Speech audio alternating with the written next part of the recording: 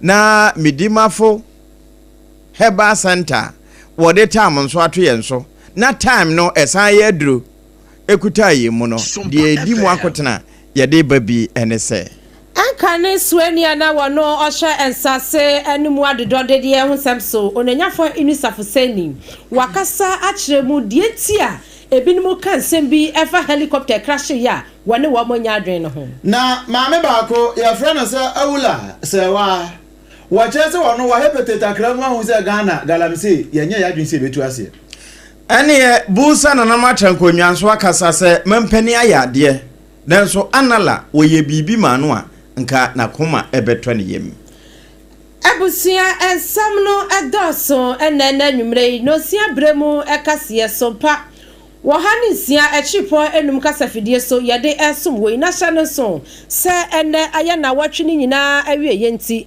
yababo awuramu from Monday to Friday ensam a edisa wotie yasanso ebesi usokoso ewo kase yi imo na ene yabesanso the video of the week ama wonso watimi release stress ene Facebook no so na do adwenkyere no ade atoso na yasom wo Sompa apesima kade hia yaje penny na ubati yenka ewo kase mu mimi dini abena badu adepa kofi miniminuanom abrempona na kwaku ampoma ena afi triple amai eja pia pam dada eleje abobare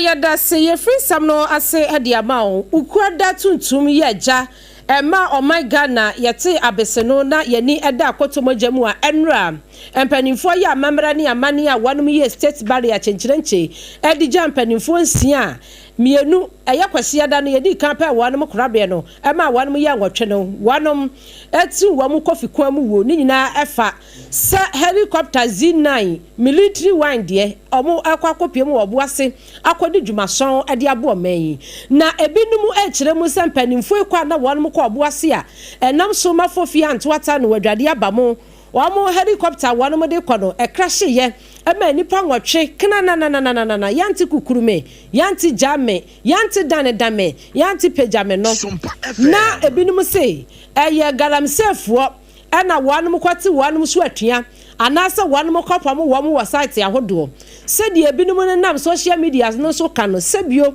wuti bia na abotew na empanimfo abamontina wanum kirem na enkane swania na wono ohyansase ene emu adodode ye ensem so aye onuanyafo inu safoseni sede wono so eba ne nsase ene emu efomagudie enua sisi so ene de ekeka ho wono atresa aso ye na no da no wakasa kirem esen kompanimfo wanum koya fofia ntwata yeti eye asamya ye enye se galamse na wanum ekwa stop adishio nemom eye responsible cooperative mining skills and development na no omokwapa hontoma no eye pomasibre bia wanum ekwa akwobo na eno so atumi aboa na ama adehia adwumaye na eno so atumi asomu kakra na kakra mu no broni bekasa gradually yetimi atuafo bagudi ase na mom wo mkwa no mkwa na anyo mobuta yeso mkopam obi Afri galamse site anas wo mate se China fo abehye ho ene wo mkwotu wo so sa na odesasem nyina atodwa e wa bra tamare central emna sebedwani ana wono wakasa to renchem yi ho wanum gya ne kwan ena ononyafo inisafoseni ekasae. Our fallen heroes were on their way to Obuasi to do was to promote what we call responsible mining. And simply put, responsible mining is understood to mean how to mine or mineral resources without damaging the environment. Now, so they were not going to fight Galamsey. They were going to instill in the people the attitude and culture of respecting the environment after receiving licenses to mine. No, they are gallants and heroes. One, because that is the utmost sacrifice. Enti no said the empanimfo yi ade wanum kwa eto ho said your my Ghana ama Ghana benya ne tampefra ne ensase a yesen no ensonso a ada ne tin enua sesei no ne nyina yatutu no ya prutuo na awia ne hyase se bo atimi boya pampa so ema ne hye no na ka omo kope ne pumasi bre papa ena fofia nto atayi a ya hwere nipa nwotwe enye se wanum koi eso om kopam galamsefo owura inusa fuseni ensam na galamse abamu die yenwura mu ewo galamse no amu maame ba ko a wono ena ye coordinator edema eco conscious citizens ye friend no awula sewa wase wono wa hepeteta kramu ahunu se Ghana ha na ye friend se galamse gada dem ensel abana mjuma yetu a emfamra kwan mu no nyaade a oman no yaba ho krase ye ba betu ase wo kire se wo hwese ne niema ekoyi a ayese ne ayede ano na edo nwere ye de ye ho fofo ansem ho keke se ne be ye omanfo be hu se oh anya hwe ne ye bi na ye ne ye ntimi anye wono ne ba bia wote ene se de we hu nsem no wono so mpaka se ye che ne sei. That is going to be the case. And let me say also that there's a lot of, I've said that I'm not quite sure that will be the case because I haven't seen any rigorous enforcement framework in place. And let me be also clear. We have concerns from farming communities who say that they don't want cooperative mining, just like community mining, to be forced down their throat. They should be entrenched, the right of communities to refuse it. For example, you have Yakrom, where according to our contacts there, excavators were brought with armed men, whatever mining you want to call it. They showed us videos of their cocoa farms. So they are saying that their livelihood is from farming. They don't want mining. And then we have the communities in Atronsu, Asemkrum, who have also resisted mining. So let's not kid ourselves that mining is the only livelihood. I do understand that you're bringing Abusiani ati ye awula se wa wane ye coordinator edma eco conscious citizens. Wana ka se wa chesa no kre ni ayaya no de agro bi kra na ye die. Ene yedaso a ejina awrehosem a esi ya sese ho afutuo ne kasakire ekoso no na bulsa nananom atrankonwa eno eye tifi epoemantam na wonom nso nananom kasa wo atworo krata tenten ya ekoma mpani aboboa no na wo mo di kan de kokosi ya so afo nyina pani so na wo mo sanso de bi ekokodan chief of defense staff se we di adama wo ma entoma mpani na 12 mechanized military barracks womo si wo Sunday mano wom de ebenya wom sa mampani ama squadron leader Peter Bafemi Anala wa mani din a ebudi nyina so e wo srado no mu de nanso sanya se biribi na besi ne ye kai ne ye bebobo akira dodo na were betimi afi birebi a atwam yese ye konka edum ana history mu nemom se pani enya adaje ne woje wo mo nkrata yitum nanka wode squadron leader Peter Bafemi Analadin eto military barracks e wo Sunday man so dia ene nke be ya febo abre bia wo mbebo no ba bia wo bia ne kra ho ebe sanfre no wo mo choro krata yi no nab azatus azantilo ya wo toso mienu wono ene ye wo hempo a wo busa na matrankonwa ene wo no a enya adaje na wo swaneye edema adehia wono mu wo balik ye wo atifi epoe mantanom abusia afei yade wuremu ewa na watwini nyina emudie Monday adwada entini wo ena no adwada no ena empanifo a wonom ehye eye ahoodeni ho nsɛmso ewo maimu meche Ministry of Energy and Green Transition wonom akacheba ya wo mu kiremu sɛdeɛ atoabo gas ho sɛdeɛ processing plant no ɛho atɔkyema kakranti empanifo kiremu sɛ from 16th August wanumu no ma yensiesie ekakra wom kosi 30th August na opania wakasa edema ministry eye owura Richmond Roxon wane sompa kase echechire mu sei. Absolutely no. We don't expect any disruptions in power supply. We expect that, as has been the case in the last few months, all businesses, all homes, all residents, institutions will continue to have stable power supply within the period. This maintenance is critical. It should have been done long ago. Upon assumption in office by this administration, one thing that came to light was that lots of maintenance works that had to be done, some planned or some scheduled maintenance had all been deferred, and these decisions pose threats to our energy security, because if you continue to defer some of these critical maintenance, you can have a situation where these this plant or depending on whether it's thermal or in this case a trouble will break down. And if it breaks down, you can imagine the impact. Owura Richmond Roxanne Ekasa Edema Ministry of Energy and Green Transition. Na yeto ansam no so na no dwoda no ano na mrase bejemu chi amehene odumnyamfo Alban Summanna Kingsford Bagben obomodin abewura mu ewo kane soafo anase we krampo de pani ana ono nso wodi ne dwuma amo oman no say Deputy National Security Coordinator ya ono nso kan nipa nwotwe a ehwe wono kwan ho Alhaji Muniru Mohammed Limuna nifie na oduru hono ne amanfo ne bon komo hono wachese no kra ne aba ne nyina no Ghana fo nyina wura ho nanso ya ma ye nkai se nyankropon ne tumi ene wo ho. We say in all things give thanks to God. God knows better. God knows why this happened. This morning, I'm sure you are aware we were to be here earlier than we came. That again was another intervention by God. So even though we compelled the conference to start very early at 9, it started after 10. So man will always propose, but God will dispose. None of us knew when we will come into the world, and none of us knew when we will leave the world. So thank God because very good people have said well. There are a number of things that have already been said, and I will not repeat.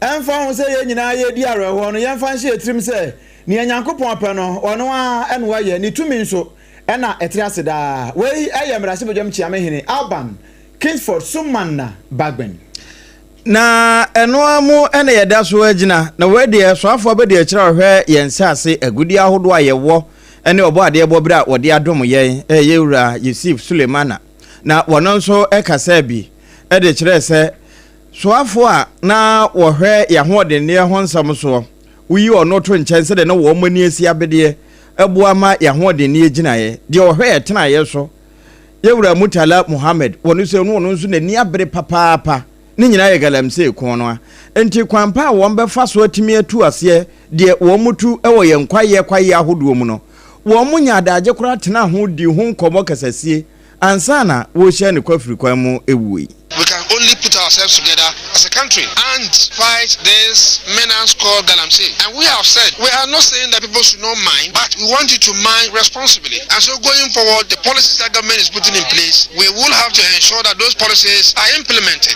If we do that, then we are able to reduce this menace. We would have been, as it were, serving these heroes who have passed a good service because that is what they've done. And so that's what we should be focusing on.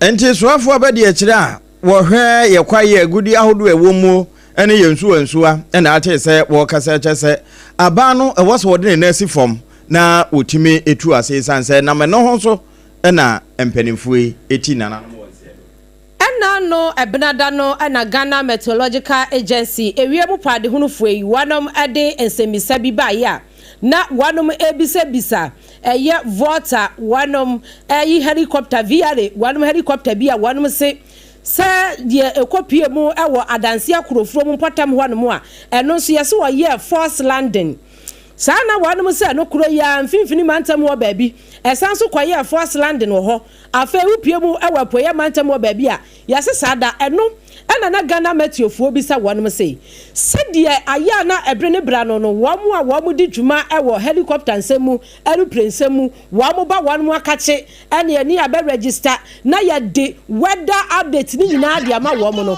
ɛkamia yɛ se wɔn de ɛyɛ via helicopter wɔn agency no wɔn de asa wɔn hu bibi saa enti wɔn kɔ ni no wɔn hu wɔn anim na yɛ kusu na ɔpani kɛse a wopie mu ɛwɔ Ghana Meteorological Agency wɔyɛ chief forecaster Mami Felicity Ahafeanyo what is Sompa Kasiye echeche nkomo mu sei Ghana Meteorological Agency with the Ghana Supply we are mandated to provide anything that has to do with weather, climate, and aviation is one of our major stakeholders in the industry. since 2000 June till 2018, we have been compared in headquarters pattern. So every minute we are in constant working relationship with the civil aviation industry, and we provide them with the necessary information that we are mandated. Such information has to do with meter, that is the hourly weather observation at the aerodrome. We also have the terminal aerodrome forecast, which we forecast for the next 36 hours. So from the time of issuing the forecast for the next 36 hours, how the aerodrome is going to be, we issue that to them. We also give them segment. Segment is purely for Ghana Meteorological Agency Chief Forecaster Mami Felicity Ahafianyo Eninieti. Na ye free ho near the near chemo awo ensamfo fromo. Penny a ono ya domfrafo adema NPP was no kokoko amanyoko no na no bnada no. Anu oba modern aka kire NDC fo say one mu NPP fo atwon ho de free Tamale Central bato ne ho a. Ebe ya nka one mu NDC fo nso akwatia. One mu ntwa mo ho na nka nya 1-1 draw. Nipa wa ka say Henry Nana Boachi do na friend Nana B. What can him say? The NDC, they have lost 5 important party dignitaries in the NDC, and we are mourning with them. So for me, you have a stalwart like Honorable Omane from the Eastern region. I would say that right after a state burial, then we enter into such fierce contest. For me, it will not serve his memory right. I would say that if I were in the NDC, I think that the tension in the country, we can lower it. We can bring it down. Recently, we had Abdulkumanov, which was a very negative story. And then we've had this devastating news of this helicopter crash. And after this, we have a by-election ahead of us. I think that, yes, it's their decision to make. For us, we are of the view that we do not think that we need to. Abusiani ati ye Henry Nana Boachi wa domfrafo edema NPP was no kokoko amanyoko. Ene saasam na wo kan ye no. Chiniyama no nso beyi ano. Eno Deputy Director of Elections and IT edema NDC amanyoko no. Eye wura Rashid Tanko computer. Na ono na ebe chese sa Tamale Central de MPP for so wo matwe ho afiri mu no. Eye amanyosem mu ahomobro na wo mo pe wakotia. Nti na wo mo yesa. NPP omo nye serious. Dismiss your statement. Now, MPP will trust statement now taking it serious. No, Muka, no Mukoya press conference. Dano never call Blekumanov. No Muko now, Omu General Secretary, Omuni Party penny from Ninam, Kokancha, Nipaze, Omunko Blekumanov, Omunkon, Demunkon, China. Now, 12 hours to election, no Munako, Party penny from Ninano Muablekumanov. That day we're doing the election, they were there. Mama Barrow caused trouble in Nina, how comes no Muko permanent? What were they doing there? Mean trust the MPP. How can you trust them? So today, Omuko Chokata, they say Omumba Tamale Central. How do you trust people like this? Omunim say, the money you're falling heroes, and final funeral rights in Ebeba Friday, 16th. Instead of them to wait after final funeral rights in Ebeba year, then we not go. No, Deputy Director of Elections and IT, NDC amanyoko no Hura Rashid Tanko computer, and HS one day asonoma wonyi na de omo ye nyina ye kwatua ho mobro no wo mo pe wo kina no wo mo atwa U10 na wasaba election ebekwaso Tamale Central na mo ene yeda so aye gina opani kase a wote adwam de ma NDC amanyoko ayononyamfo Johnson Asiedu nketia waka kire NDC amanyoko ni nyina sei wo bibia da agya se nyankopɔ ya dom na won mu bayi no ese wo mo beto ne so aba na wabedi eye ononyamfo mutala na de Tamale Central no emo mo mpre ho in MPP for declaring that they will not contest us in Tamale Central. So it's a challenge to us whether we are going to fight among ourselves in getting a replacement in Tamale Central. So on behalf of the party, I want to beg everybody that don't let us rush over each other as to who should succeed Honorable Muntala. Because in doing so, we may end up dishonoring his memory. Let's wait. We will convene a political committee meeting and we will come back and advise what should be done. Titina ni dima NDC amanyoko ononyafa Johnson Asiedu nkatia na no ukuada no na ode sansemi etuja. Enti egusu gina mu ukuada na mu na ukuada no ena ononyafo sam na te George. One Minister for Communication, Digital Technology and Innovation. One is on Paka Siabon Kono, DSTV and Common One. Now, no near Tia Ebono. Canal Plus for One more urado, so I'm more about GDSTV no. Now one bar, and come out one new Modino, Equayepa. Canal Plus has gotten the all clear from the Competition Commission in South Africa. I believe that should kick in sometime in September. Yes. And so Canal Plus are the ones taking over. They are aware of the situation going on here. And I've made it clear to them. They've reached out and I've made it clear to them if they want to come into Ghana and operate on the license that the company they are buying has. This is our request. I want them, they've made certain indications and I've said to them, I want it in writing. I don't want to take public policy decisions on the basis of phone calls that have been made to me. Put it in an official letter. Canal Plus is willing to talk to us. I would not run away from the fact that Canal Plus's attitude is light years more positive than that of MultiChoice. MultiChoice seems to be just.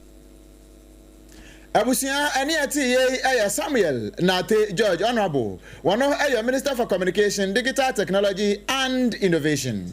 Na penia wono ene dasra dom na no Major General William Japan na no atore nchama to o my Ghana ebinumu kasa wo ho se na kwabra ne wa hwa man panimfo ba bi ondibere wo koko botom ne yede wo motoyi abra na body bags wo ho ene wo che se body bags no na ebi wa rekota nom na nso se de na mu na ehye nti no ama wo mantimi amfo antum de ne betum kura no na enane se na Major echirem. The medical team was also following up with everything that they needed just in case they were survivors. At the team site, our personnel did whatever they will do.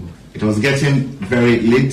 The place had been sealed off. And I'll not use the word cordon off because we didn't even know the extent to which the wreckage had dispersed. As I speak today, every day the personnel on the ground keep expanding the search because we don't know exactly where all the bits and parts of the aircraft might be. Let me just run it up by saying that we had to do the recovery efforts with the available and appropriate material we have on the ground. We had some body bags at the scene, but the remains were so heated that it was not conducive for the bags to be used. No, Chief of Defense Staff Yewura William Japan ene echire de kwa aten de ba aten e mondi ogina ho no oni etimi bu aten no ebu ne trodo na wa kire kire de ntia e ba asante de wodwene bia no de wakan eno ne yafa anwumre ye atwusen na mom ye na Leicester Company Limited for ase wo mu na eboa ya ma yesene yetimi apo de enye na firi so ama fita no esase kire ma no yetimi de akire amansan ya toothpaste asem na making Womaya Yas Heba, Yas Whitening, and a Yas Total Care.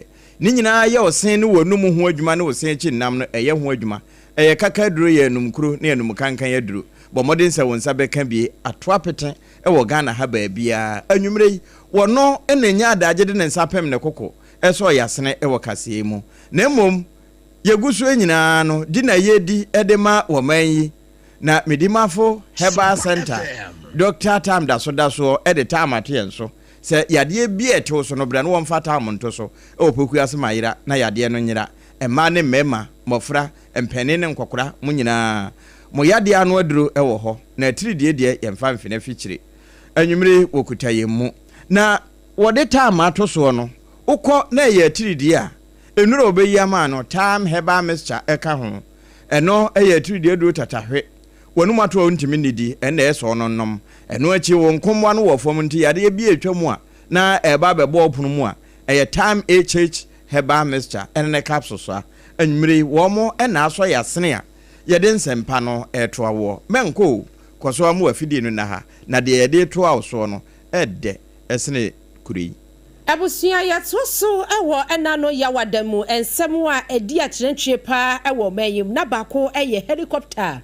Z9 military one year ekrachi ye ema nipa enwotwe wanum ti nananum siadu enumu ana empanimfo yawada no wo mode krata ba ya wo mbese yese sese no ehwehwemu a wanum hwehwemu no wanum esrese wo mbehia US forensic expert ema wanum so aba be so military wanum asene air force fo asene ewo mayim no mo hwehwemu no egina brane I can confirm to you that on the instruction of His Excellency President John Dramani Mahama, we have formally requested the Americans to come in and assist. We all know that they have considerable expertise when it comes to these matters. And so the indication we have received from the Americans is that they are very much willing to assist. We think that it is important to bring in independent experts to ensure that the outcome of the investigations will be acceptable to all, so that there will also be confidence in the process. Nobody has anything to hide, and it is important that this process is done in a very thorough manner, in a manner that will be at par with best practice, the international gold standard. That is what President Mahama wants us to achieve. So I can assure you that our non-verbal has long been issued. The Americans have responded. Samuel Kujeto Abrakwa wanene suani ya wano oshe amanone ho samso ena no ya wada ne nsem odi to dwani na no ya wada na asem bi siye e wo man Ghana mu se IGP asoma ne task force fo se wo mo nko pam galamsey fo titiri pa wonu me bontel so wo mo koya na bontel so maburu ho no wo mo ni so presi fo no e dia yantam so a etututu ema no mpo atesem a yete yese nipa mienu kura fa mo hwiro mo nkwa ma akire wancheche kakra ede won ko presifu akache eno ena convener ede ma media coalition against galamsey Dr. Kenneth Ashigbe wadna no tumi no che se emfre ni munsembe ni I mean how say IGP nkwada won better ata won sa I don't know what kind of people we are, but you see, the first thing I say I can is name Crawford Yamamumu. Some assemblyman, I said by this time, Jacofan, I said police almost a chronum, this year close a chronum. I said also here to me there so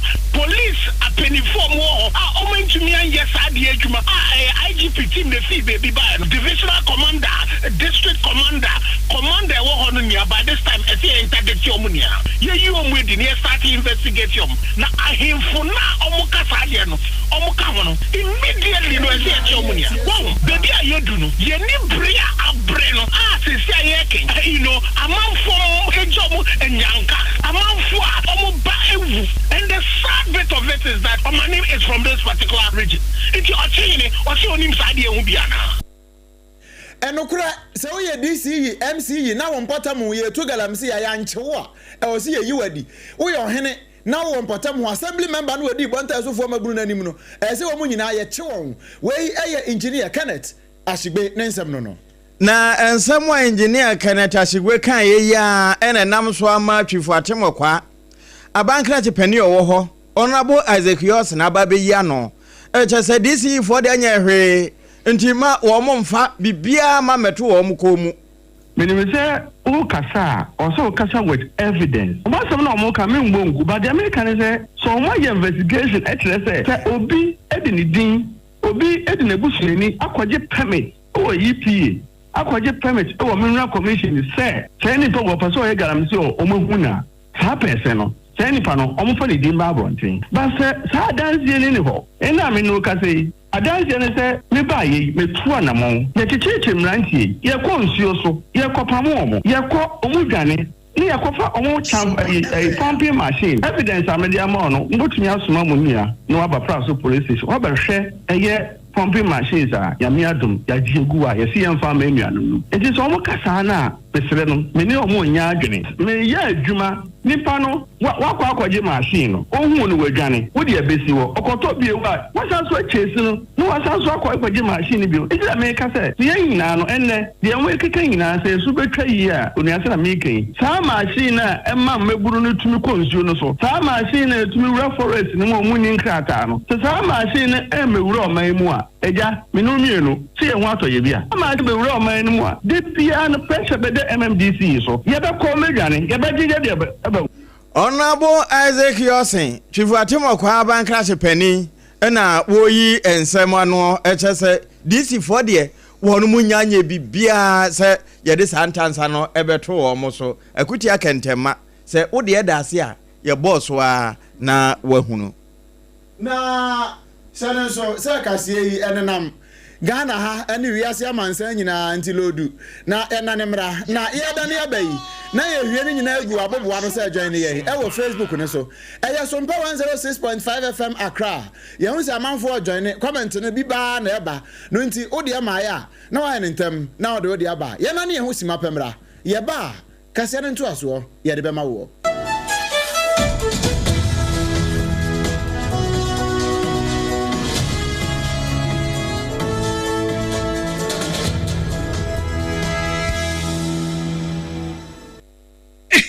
Hey, middle. Edrano pa wutimi to boase. Echichi wusi o. Do. Na so ni se medie. Me the Yas toothpaste and then the brush and the chichi mesima mi nya homka.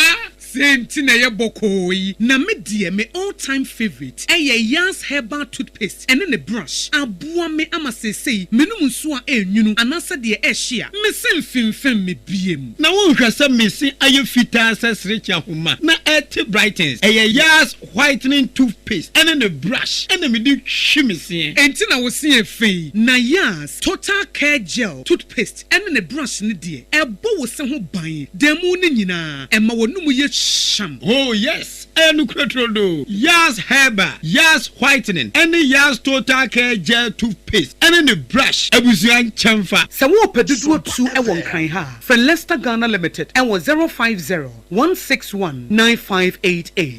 Leicester Ghana Limited, and the Yas Toothpaste mo ahodo, and then the brush abejaso, abeboy. Midimafo, Pokwase Maira Accra, Midimafo, Pokwase Maira Accra, Midimafo Heba Clinic Accra. And you want here, passengers a gumi kaimui, a hana do one aircraft. Hey, and this Accra no put me at the mo. And ya the moampa, the said ye, a Duchem Atlantic International University, America Memu, about Dr. Dujanfi Babasu, honorary degree as a professor in biology in herbal medicine. It is said here, Ayarisano. I am more. Oh, Missy Minim wife, your copa war. 1 year, 1 city. Need send me 2 months and 8 years. Cano. Miss me connection and shed down Koye, na a Sakakra. To say what Peggy Mama, what young Bem connection. What about the crowd?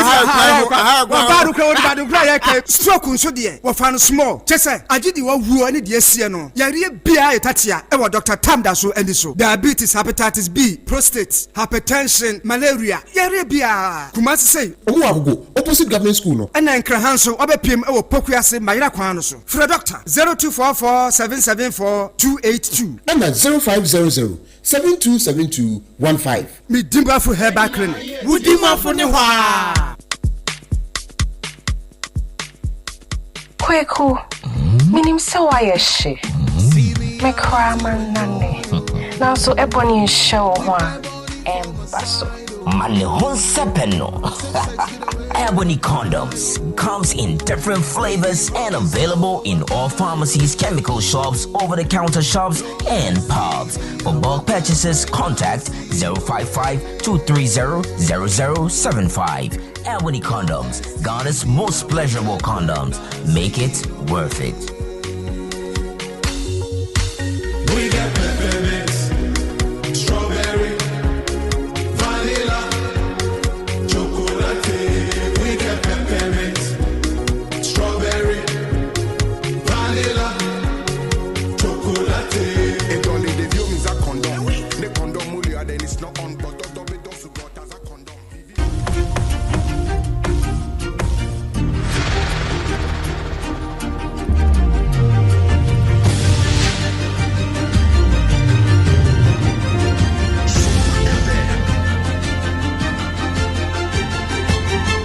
Sompa TV, Emma Aketiapa. Ebusia Emma Ketiapa ampa yada se wachen yan ama yaje yabo afon krato aba na yede wuremu ewo enano efiada ensemu a edi ahimu enano fiada eyanrada ya ena oman no eye state barrier chencherenche de na efe kamafo wan ede ma yempanifo awonom ekonya akwanhye helicopter crash no na emunsia na so no sede upiem wo honom a mienu a womudi kan pa wonom korabre eye kwasiada no no nyina fo nyi wo hono na kyerɛ sɛ ɔman ni nyinaa yɛ wɔnom aye na dwumadie na se no ɛna Ghana mampani His Excellency Yewura John Dramani Mahama ɛkasaye na ɛyɛ mpanimfo miensa wɔnom ɛyɛ adwuma ɛwɔ soja adwuma kwanim no wɔso wɔ abɔ wɔn aba so.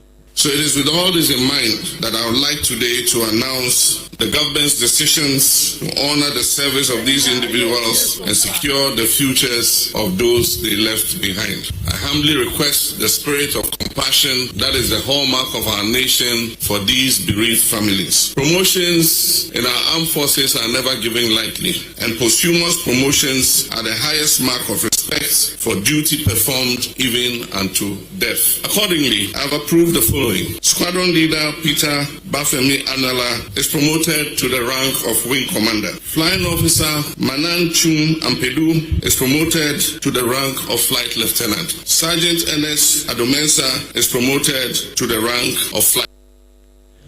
Ghana man penny His Excellency Yera John Dramani Mahama Enra was state barrier na say and a soldier for me son wanum ehokan ya wanum eja yakura wanum ya was it a woman say woman kan hu biemu de enso ya promote woman one benefit no ebusua no enebenya na wo enra adwumadie ya won ye edema wo man no titiri pa na yemu adehye ya wo ahwe won nkwa no Vice President and I said man penny abedi akire Professor na Jane Opoku Ajiman one also can tribute to now. In fact, what can tribute to the pa say nyasa washa ne hode ne pa oh come on miss you na some what the two jano na wre ho pa what can I say I'm aware that what we should be doing is not listening to my tribute. We should all be at our usual activities, throwing up ideas in the interest of contributing to the national agenda. The issue to succeed was high. Your focus unwavering is to take our assignment very, very seriously. We agreed, among other things, to avoid tall and cluttered agenda by clearing items expeditiously. You had a positive reaction to the prospect of working more closely with me. I was even more excited by the prospect of learning from you. Yes, this is one more time to remind ourselves that man proposes, God disposes. My colleagues, I wish all of you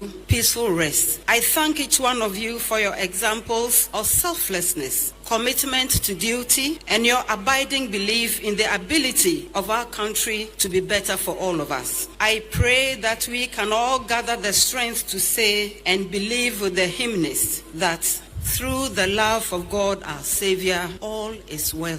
I want to share a few lines from one of my favorite poets. That's the Ivorian Bernadette, when he says, quote, "The dead are not gone forever. They are in the flowing water, in the still water, in the lonely place, in the crowd. The dead are not dead. The dead are not beneath the earth. They are in the fire, in the weeping plant, in the wooded place, in the home." End of quote. You are in the home. End of quote. Wey aye Professor Nana Jane Opoku Ajiman wano aye Ghana man pani abedi achi nra de na aye nisuo se bra e wo Black Star Square na enra Black Star Square hono togwega enso ani fekire no ho nya asam ketoa yewura abansoma na babin ya wono eneye chiamehene ema wo my Ghana yemra se badwafie na wono nso de broni kan tribute anase na dance die no sade wo sidify ni Ghana mourns, the world empathizes, and God receives the souls of the faithfully departed heroes of Ghana. We, the bereaved, are consoled. I take solace in the Holy Bible, in the words of Psalm 90, verse 12. Teach us to realize the brevity of life so that we may grow in wisdom. Psalm 90, verse 12. The cruel hands of fate have plucked from our midst 8 radiant stars, whose light illuminated our nation's path. Though duty called me beyond our borders, when the tragedy struck, my soul has walked alongside our grieving nation every step of this sorrowful journey. Today, I stand on behalf of the Parliament of Ghana, drowned in sorrow. No. Drowned in sorrow. Na chasa ayreho wadomo esuko. Yera aban somana babin. Na abusia se wunya joining yen wo Facebook ne so a. Joining yen wo Facebook ne so. Na ye busa asam kase bi wa ha. Titru pan ya wa afo no. Mama ncha se mfiri apam ho. Wona ne pani oda yentem. For buansa. O say asam no. Tobo. Okay. Nika emwansa. Okay. Afa ni me di kan busa outside. Na ma busa baki. Okay. Mi wi a ni e busa ne a edem no. Bra na ayo yire ho ade na se so fo shira. Say enye impromptu to say the elupre quarter crash ye dey. Say when in that house na ato. Ato say. Awade na. Ai. Marital vows assembly ebeke. Oh, okay. Enti say dey so for shira awade so me na wa jeso. Me jeso e. Ai. Triple A mine. Me fa wo. Me fa wo. No, me fa wo. Bodidi. Keys. So we read the keys. Mama Esther. Adi ya me do yire. Poem na pesa me research you. Bra we bi. O wade asofo kama aka. So for mo anka mo anka bi ade. Me ka say o hwe na wanka asem bi achena wanhwa ne mentumenti. O ma me a me nka ma ade. Oh me kan say. Wo nene memfem pade a. Nyame yi efiri Adam mu. No wo de bo if no ntimi if no no. Ti wa koya Adam. Ai makoya Adam na mom ye nni aduaba no. Ye de ye bedi nyame asem so. Enkosi se enkura manka owo betete entebo. Manfa no anka ho. Enkosi se nyame besa ba biu. Za. Ai. Na tire se kwakura da so wale no. The same thing. Mo. Ene yanko abake ho. Abake. Papa. Se won so kan bi. Me mom dia me kan. Ondo oka. Ba me so for kan ba kan na ji. Ni so for kan na kan bi. Ni so for kan. John Kai. Ene na se wi da so for kan dia kan. Wonya wura so da mu a so for kura book ketua bi. Wo hwam. Wakanu aka enu na me kwai fro bia. Je ye dua na obo a. No wabo. Wo bobi me kwai fro bia se. Na so for ne kan no aka. Afi waka bra ni jina odin oseso for gabaya anka ho ni bi. Na hwe so dem kro ye no. Ena enti abronsam so meti abronsam so me hwiri makọ so na akwa bi hihye ne ho se bonsam. Wo ba na manfu bubu nkonya. Osawo na wotu ni wose me do amotu na metu bi o. Se na me mene. Na manfu wade ye. No kre. Na ye twe ye kọọkọ no. Na me ne Sompa flight no. Na me tesoro. Okay. Na we no de ani asem. The enkrase. The enkrase. Uncrashable flight na ya 106.5 FM. Accra. Esabo. Okay. And ye kosi asodan bi atifi. Na asodan na atifi no.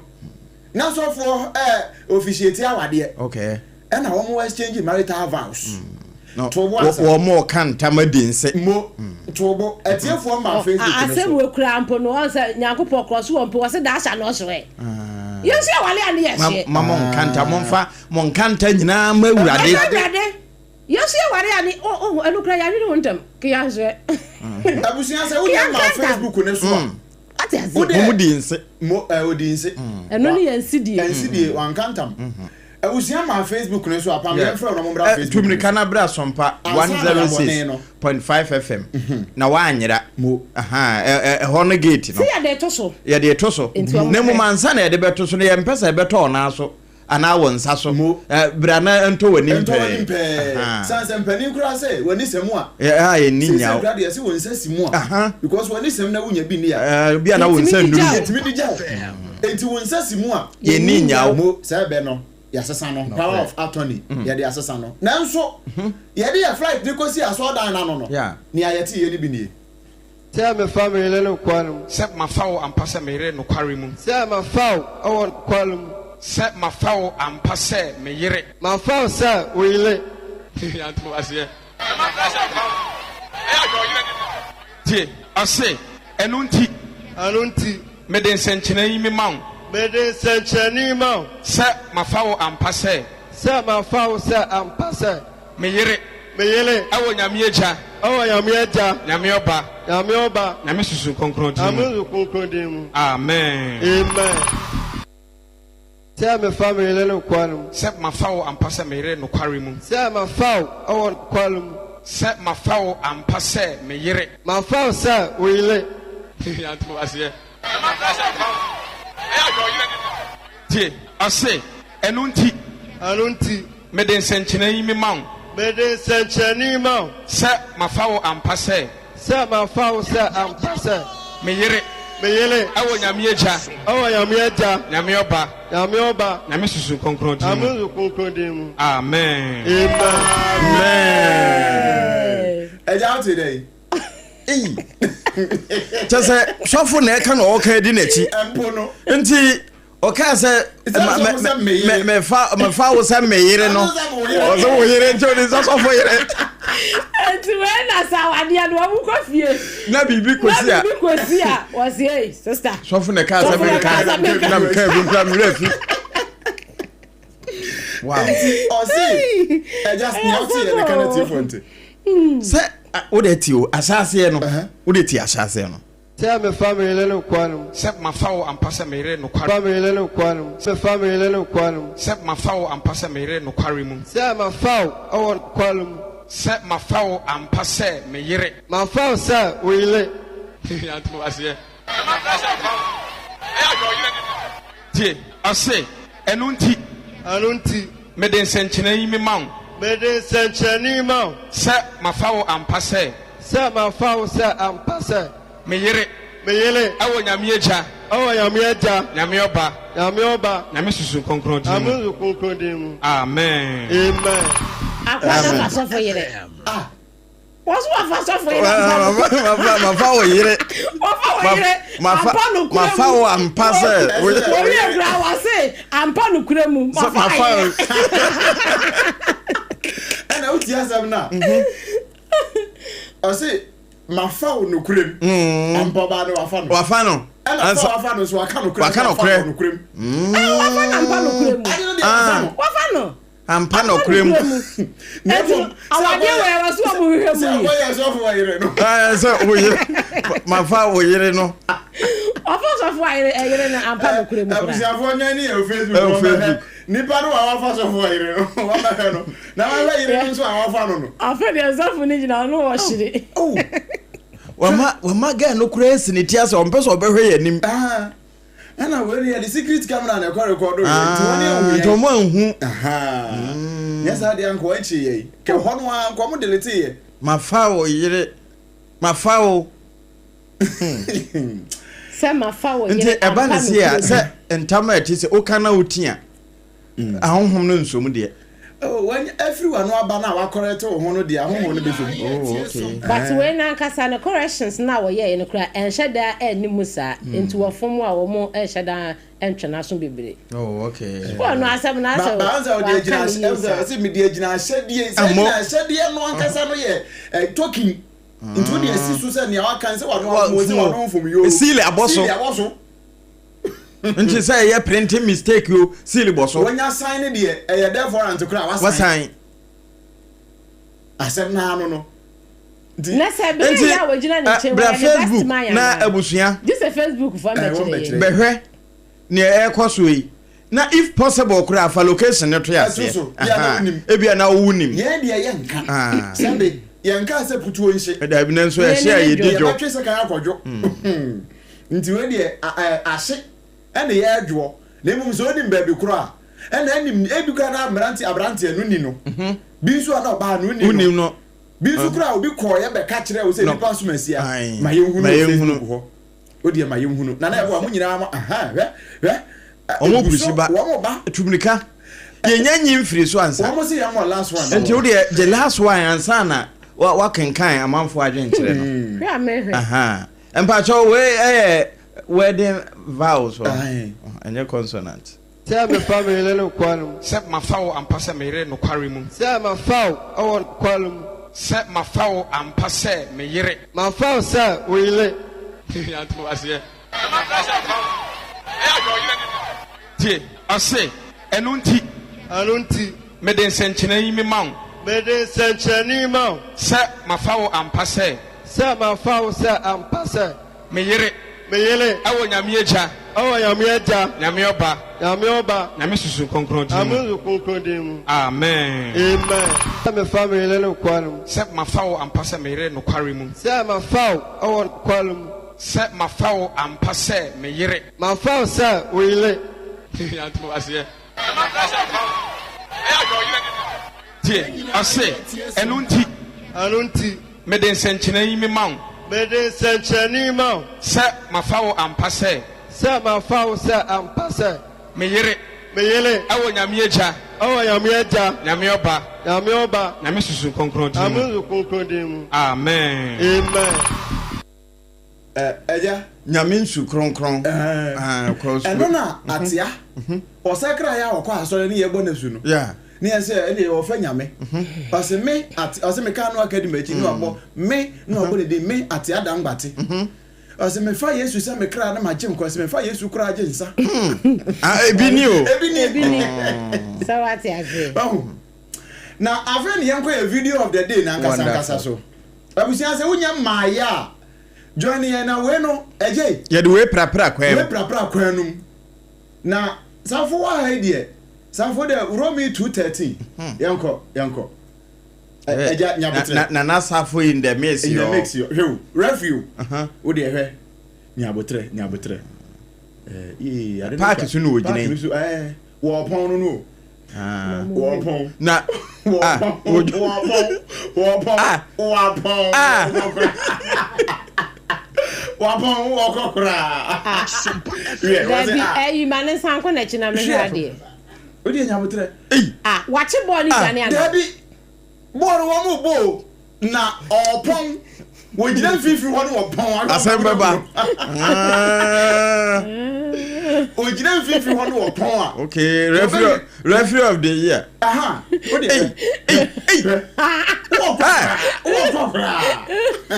Because I say no akwati e baby. Jodi agura. Obi si na ka wa bu ntanjia.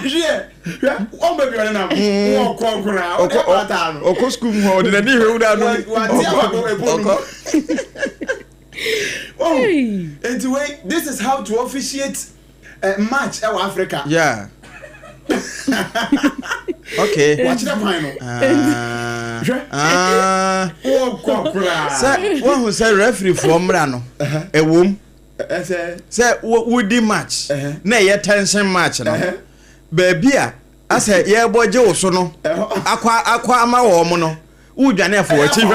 Napa. And this I now one of my quotia or mono. And then FIFA law 1692. Okay. Initiated by Apamdada. When should you old Janino? Oh, said it was yes, see, na boss or no. Said you appear to an angro. Oh, I know about me. I sir. O tra center once and get to the center on the paper. O body so what's there? Na we ne o hwe den sana. Na obi ekita ball na say ball ne call over. Ah wo mo ball na sim so yes sign say bosim. Enti wo dey start. So mo sim. Na o dwane. Na o dwane. Hey. Oh my God. Eju batipi. No, I really want to go.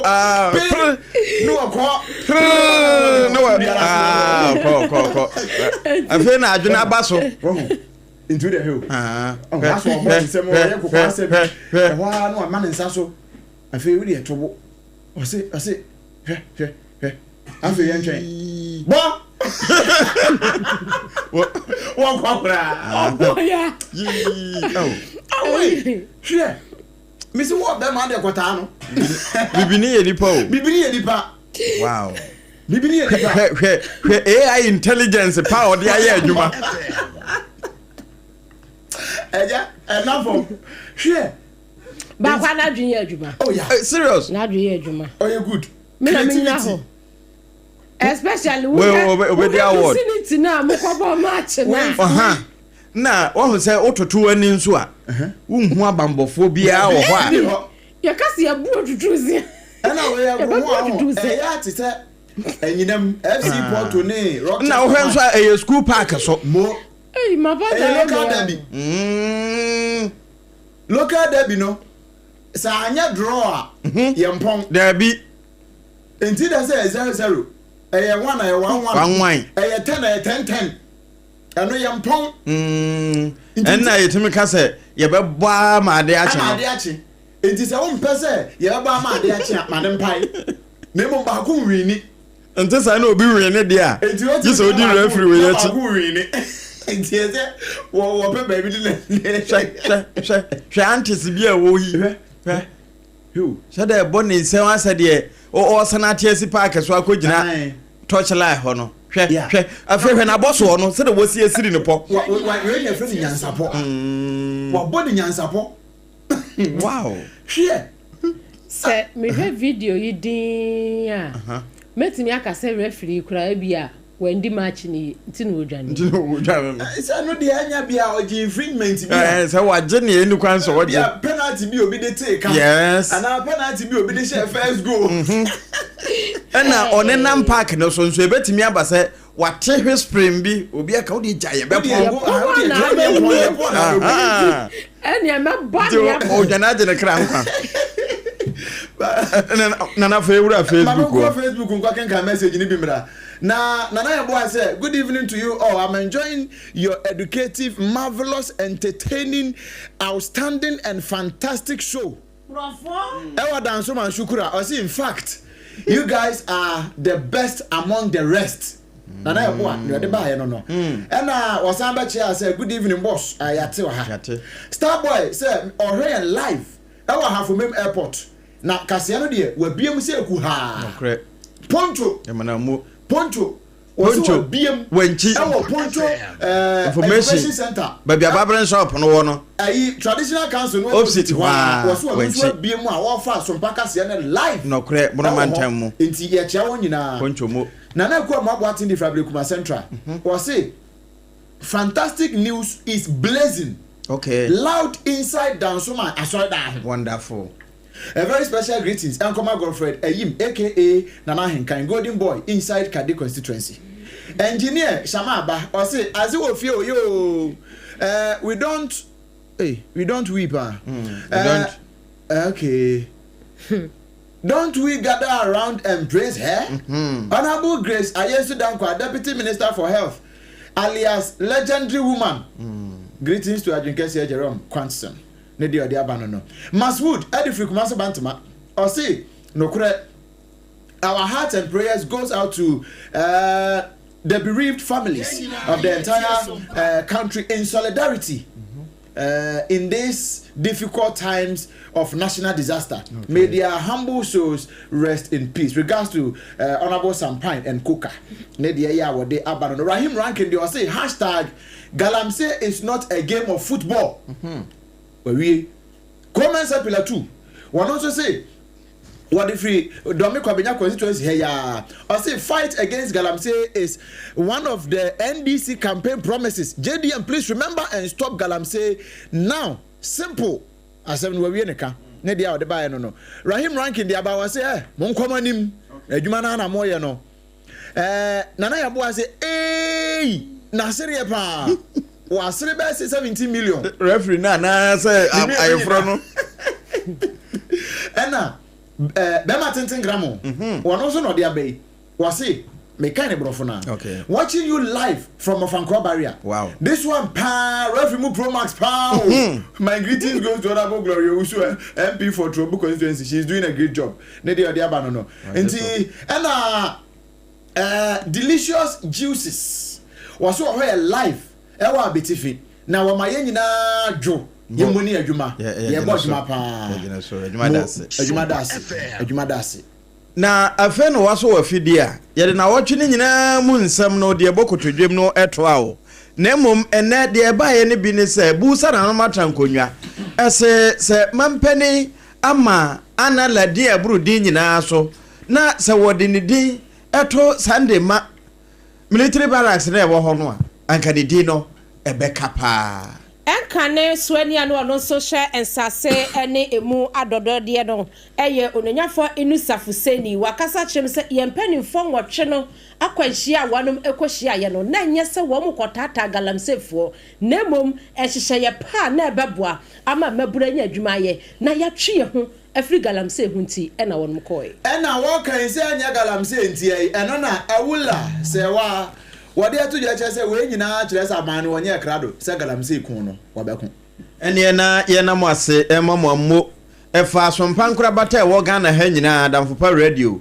France Abrochimamu Paris e ho nso efa ho Kingdom 106.1 FM e wo Mankasim wonmo nso fa bi ayiko 100.9 Asantimamu wonmo nso efa etopeten anwumre na nasafo kantanka ene de yen ko wiase nyina pa kase no so ma wote yenka so mpa kase bodem mu efiri hitibre kase yura prince atabo atenso ekosi ase wo mu nyina ho oden eka ho ena anwumre ya bebe mo na anwumre ayese no ene Saturday special ya de ma adwasare Saturday gift so no nso nya nhye kawa no nti de ye boy ye video no won fa nya recitation so de da no duru so na no ankofo na no ankofo se me fa so fo se ni kun mo nti wa ken kan fo ne triple a man eja pia pam dada la eja bobare anwumre mene menua no mama ne mema abena bedu adepa kofi enafe obrempona na